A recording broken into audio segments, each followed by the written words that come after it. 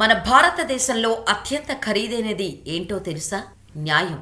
Yes, మీరు వింటుంది నిజమే. ఇండియాలో న్యాయం కావాలంటే చాలా ఖర్చు అవుతుంది. నిమిషానికి లక్షల రూపాయలు ఖర్చు పెట్టాల్సి వస్తుంది. మన దగ్గర ఉండే డబ్బును బట్టి న్యాయం దోబూజులాడుతుంది.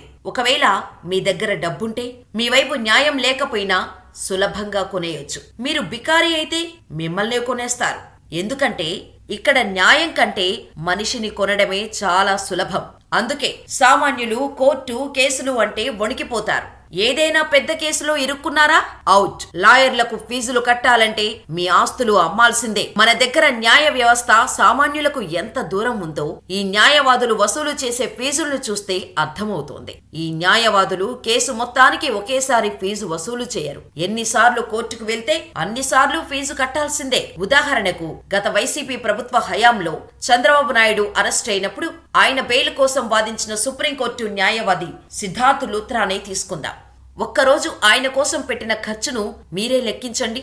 చంద్రబాబు బెయిల్ పిటిషన్ వాదించడానికి సిద్ధార్థ్ లూథ్రా తన టీంతో కలిసి ఢిల్లీ నుంచి ప్రత్యేక విమానంలో గన్నవరం విమానాశ్రయానికి వచ్చారు. అక్కడి నుంచి నేరుగా ఓ 5 స్టార్ హోటల్ కు వెళ్లి ఫ్రెష్ అయ్యారు. తర్వాత విజయవాడలోని ఏబీసీ కోర్టులో హాజరై చంద్రబాబు తరపున ఓ 30 నిమిషాల వాదనలు వినిపించారు. కోర్టు కేసును మరో రోజుకు వాయిదా వేసింది. ఆయన మళ్లీ ప్రత్యేక విమానంలో ఢిల్లీ వెళ్లిపోయారు. దీనికోసం లూథ్రా ఎంత ఫీజు వసూలు చేసి ఉంటారని మీరు అనుకుంటున్నారు?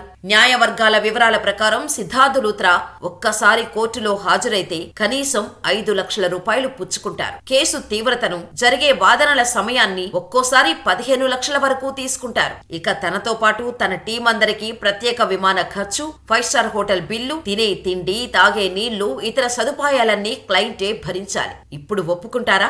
మన దేశంలో అత్యంత ఖరీదైనది ఏంటో? ఈ న్యాయవాదులు ఎంత పవర్ఫుల్ అంటే వీళ్లలో ఎంతో మంది దేశ రాజకీయాలను శాసిస్తున్నారు. కేంద్ర మంత్రులుగా, లోక్సభ, రాజ్యసభ ఎంపీలుగా, అటార్నీ జనరల్స్ గా, సాలిసిటరీ జనరల్స్ గా దేశంలోనే అత్యంత శక్తివంతులుగా చెలామణి అవుతున్నారు. ఒక్కసారి మన దేశంలో అత్యధిక ఫీజు వసూలు చేసే లాయర్లు, వాళ్లు వాదించిన కేసుల వివరాలు తెలుసుకునే ప్రయత్నం చేద్దాం. ఇక్కడ మీకో గమనిక. వీళ్లు వసూలు చేసే ఫీజుకు విమాన ఖర్చు, స్టార్ హోటల్ బిల్లు, తినే తిండి, తాగే నీళ్లు, ఇతర సదుపాయాలన్నీ అదనం. ముకుల్ రోహత్గి ఇండియాలో ప్రముఖ లాయర్లలో ముకుల్ రోహత్గి ఒకరు. దేశంలో ఎన్నో సంచలన కేసులను వాదించారు.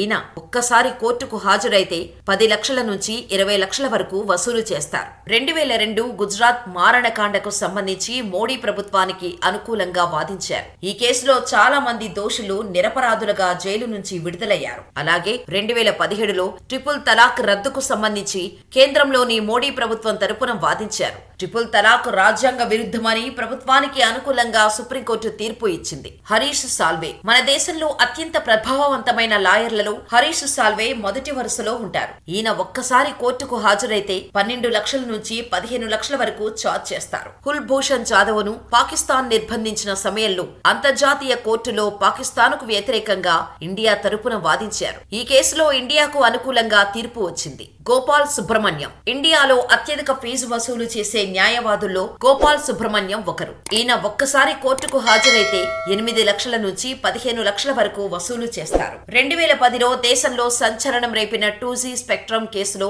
ప్రభుత్వానికి అనుకూలంగా గోపాల్ సుబ్రహ్మణ్యం వాదించారు. అలాగే విద్యా హక్కు చట్టం అమలు కోసం సుప్రీంకోర్టులో వాదనలు వినిపించారు. కె పరాశరన్ 96 సంవత్సరాల వయసులోనూ కోర్టులో సంచలన కేసులు వాదిస్తూ అత్యధిక ఫీజులు వసూలు చేస్తున్న న్యాయవాదుల్లో ఒకరిగా కె పరాశరన్ రికార్డులకెక్కారు. ఈయన ఒక్కసారి కోర్టుకు హాజరైతే 10 లక్షల నుంచి 12 లక్షలు వసూలు చేస్తారు. దశాబ్దాల తరబడి కోర్టులో నానిన అయోధ్య రామ మందిరం కేసులో హిందువుల తరపున సుదీర్ఘకాలం వాదనలు వినిపించారు. ఈ కేసులో హిందువులకు అనుకూలంగా సుప్రీంకోర్టు తీర్పునివ్వటంతో పరాశరన్ పేరు మారుమోగింది. అలాగే కేంద్ర ప్రభుత్వాలు, రాష్ట్ర ప్రభుత్వాలను కూలదోసి రాష్ట్రపతి పాలన విధించడానికి వ్యతిరేకంగా వాదించారు. దీంతో ఆర్టికల్ 356 దుర్వినియోగం కాకుండా సుప్రీంకోర్టు మార్గదర్శకాలు ఇచ్చింది.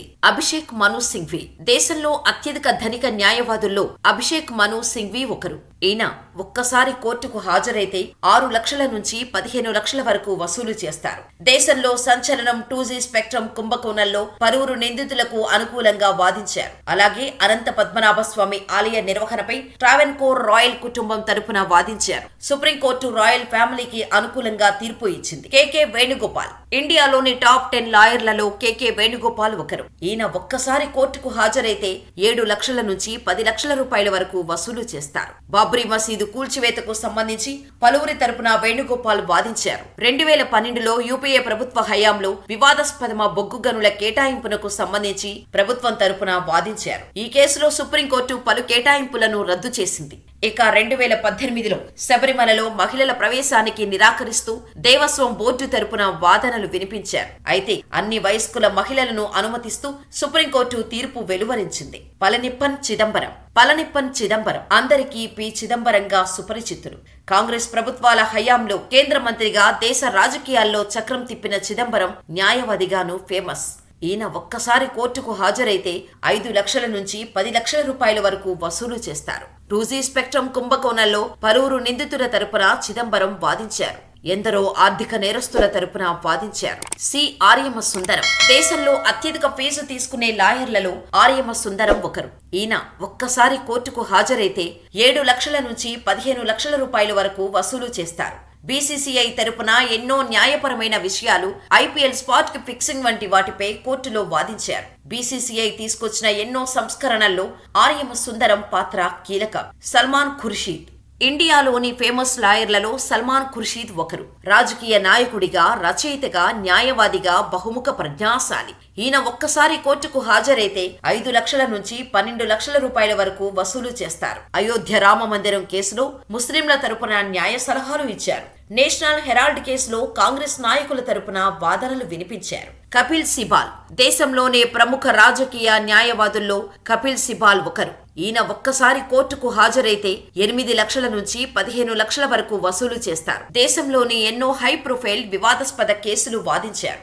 2G స్పెక్ట్రమ్ కుంభకోణంలో నిందితుల తరపున వాదించారు. ట్రిపుల్ తలాక్ నిషేధాన్ని వ్యతిరేకించిన ముస్లిం సంఘాల తరపున సుప్రీంకోర్టులో వాదించారు. అయోధ్య రామ మందిర నిర్మాణం విషయంలో పలువురి తరపున కోర్టులో వాదించారు. ఇప్పుడు చెప్పండి, మన దేశంలో న్యాయం ఎంత కాస్ట్లీ వ్యవహారమో కామెంట్ రూపంలో తెలియచేయండి.